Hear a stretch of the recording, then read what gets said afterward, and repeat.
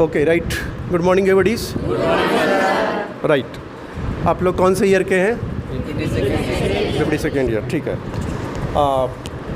Boys, आज बहुत important topic हम कवर करेंगे और कल हमने आपको पढ़ाया था होल्ड एंड रिलैक्स। आज हम लोग पढ़ेंगे रेसिस्टेड एक्सरसाइज। आप एक्सरसाइज थेरेपी में रेसिस्टेड एक्सरसाइजेज पढ़ा होगा और इसे वेरी वेरी इंपॉर्टेंट, मतलब कोई ऐसा दिन नहीं होता है कि रेसिस्टेड एक्सरसाइज इंपॉर्टेंट और का इस्तेमाल फिजियोथेरेपिस्ट नहीं करता है। नॉट इन बिहार और not in Patna, in world wise जो भी फिजियोथेरेपी पढ़ेगा वो रेसिस्टेड एक्सरसाइज स्टार्ट करेगा और इसका बहुत बड़ा वेराइटी है, ठीक है ना। हम एक छोटा सा इन्फॉर्मेशन देंगे, जैसे जैसे आप लोग को एक्सपीरियंस होगा उसको और आप एक्सिक्यूट करेंगे। रेसिस्टेड एक्सरसाइज सब जगह होता है। पैरालिसिस के पेशेंट में जिसको वीकनेस हो जाती है उसके मसल के पावर को बढ़ाने में इस्तेमाल होता है और स्पोर्ट्स इंजरी में काफ़ी है, जैसे लिगामेंट का इंजरी हो गया, रोटेटर कफ इंजरी हो गया, किसी प्रकार का मसल टेंडन्स बोन्स में फ्रैक्चर हो गया या इंजरी हो गया। तो ये जितने भी जब भी इंजरी होते हैं तो क्या होता है, सबसे पहले क्या होता है, हमारा मसल वीक हो जाता है।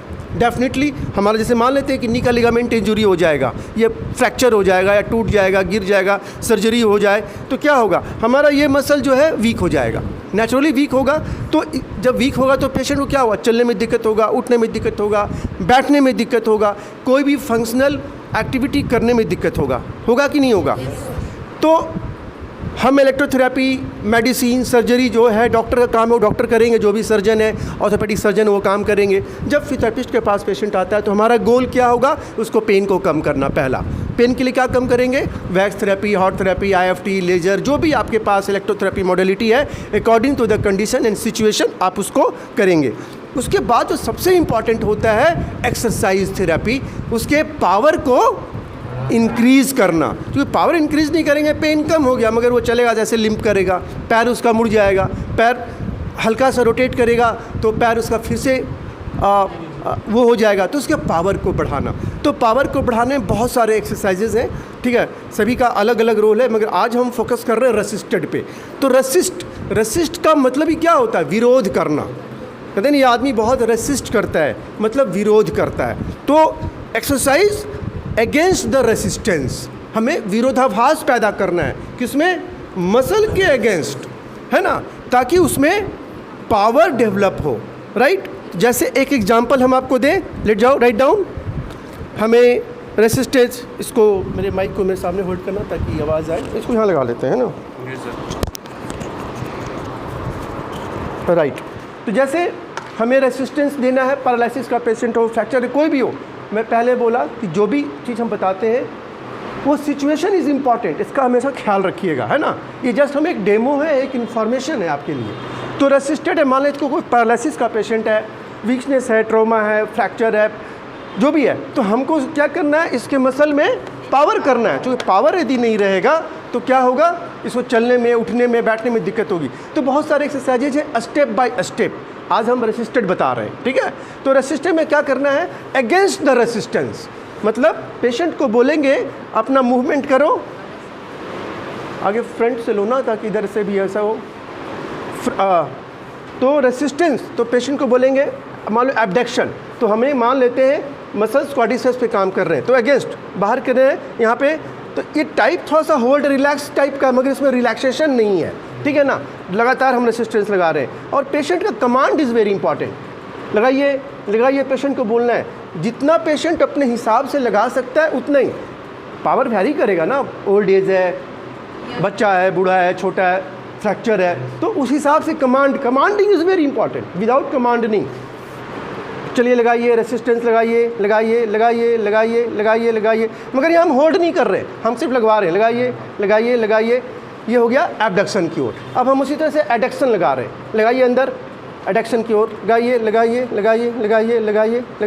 लगाइए, ऐसे। तो बाहर भी लगाया, अंदर भी लगाया, तो बाहर के मसल्स के अगेंस्ट हम, जिस मसल जो वीक है उसके अगेंस्ट हम पावर लगा रहे हैं ताकि उसमें इंड्योरेंस धीरे धीरे बढ़े।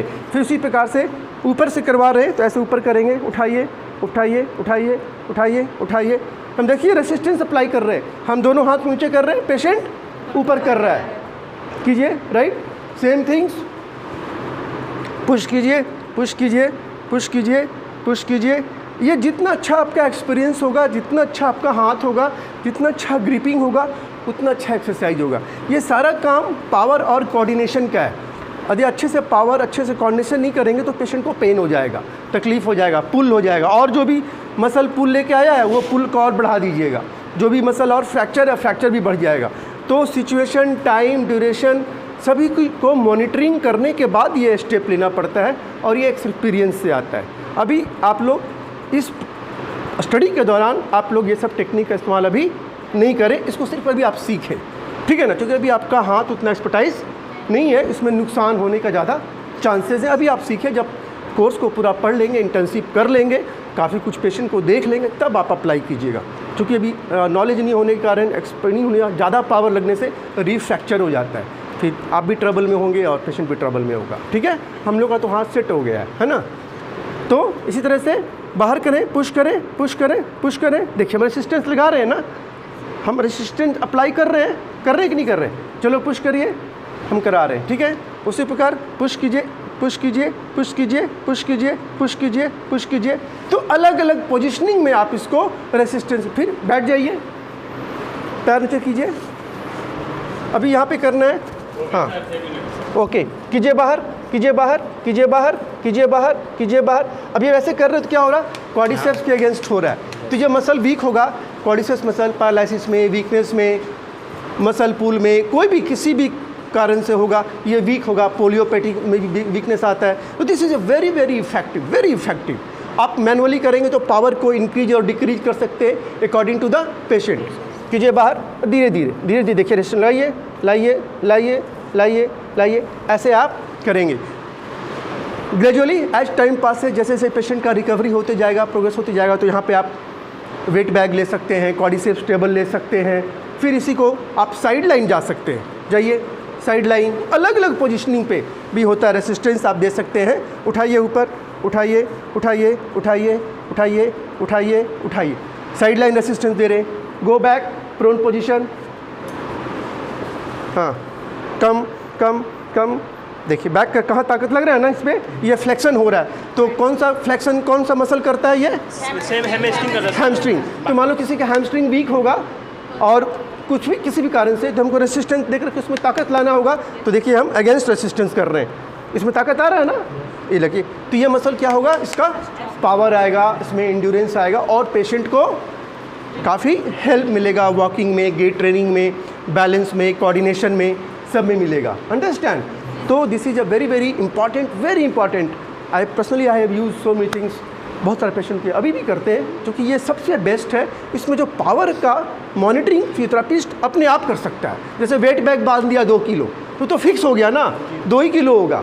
अब ना 2.5 किलो भी नहीं हो सकता है, 1.5 किलो नहीं, लेकिन इसमें पावर तो वेरी करेगा। करिए, अब बोले नहीं सो ज़्यादा लग रहा है, हम कम कर देंगे। कीजिए, कम लग रहा है तो हम ज़्यादा प्रेशर कर देंगे। तो ये प्रेशर का जो इंक्रीज और डिक्रीज़ है, ये हम खुद कर सकते हैं, हम डिपेंडेंट नहीं है इस पर। तो this is the very good manually. तो this is the resistant exercises is used widely by the therapist, but मैंने बार बार बोला, एक्सपीरियंस और knowledge situation is very important according to that, है ना?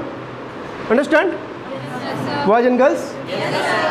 Is very short, very clear and very important.